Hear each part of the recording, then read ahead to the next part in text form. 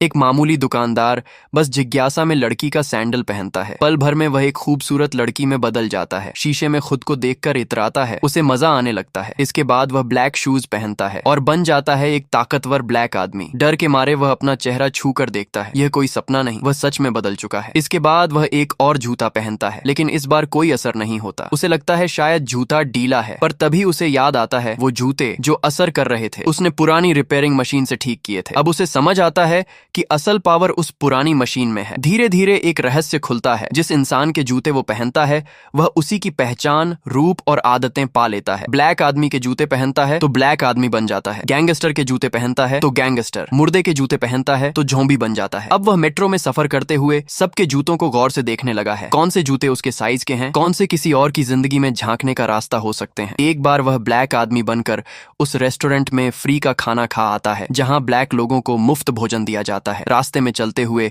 वह एक अमीर आदमी के जूते ले लेता है और उसकी कार में बैठ जाता है। एक और बार वह एक सुंदर लड़की को देखता है, उसके बॉयफ्रेंड के जूते पहनकर उसके कमरे में पहुंच जाता है। लड़की नहा रही होती है और उसे अपने पास बुलाती है, लेकिन तभी उसे याद आता है उसके पास जाने के लिए तो जूते उतारने पड़ेंगे और वह खुद को रोककर वहां से निकल जाता है। अपनी बीमार माँ को खुश करने के लिए वह अपने पिताजी के जूते पहनता है, माँ के साथ डांस करता है। अगले ही दिन उसकी माँ की मृत्यु हो जाती है। कहानी और गहराने लगती है। वह गैंगस्टर के जूते पहनकर उसका घर लूटता है। गैंगस्टर आ जाता है पर वह उसे बांध देता है और कीमती घड़ियां चुरा लेता है। गैंग के लोग उसे असली गैंगस्टर समझकर अपने बॉस के पास ले जाते हैं। ड्रग्स माफिया बॉस उसे लाखों का डील देती है, लेकिन तभी असली गैंगस्टर लौट आता है।